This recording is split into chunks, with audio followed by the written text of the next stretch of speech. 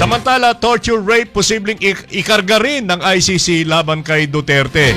Posibleng madagdagan pa ang mga kasong kinakaharap ni dating Pangulong Rodrigo Duterte sa International Criminal Court. Ayon kay ICC accredited Filipino lawyer Gilbert Andres, na kinakatawan ang ilan sa mga biktima. Kabilang sa posiblian niya na maisama sa charges is the process we're in.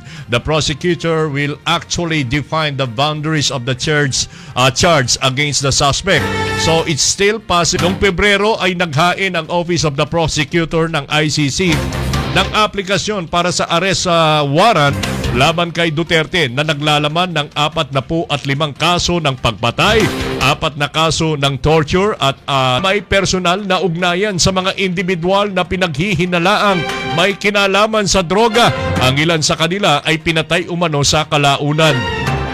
Bukod dito, iniulat ng US State Department na 16 na Filipino police officer ang sangkot sa 8 kaso ng rape magmula 2017. Nakasagsagan ng war on drugs. Nakapagtala rin ng Center for Women's Resources ng 13 kaso ng pang-aabuso na isinagawa ng mga police officer sa pagitan ng January 2017 at July 2018.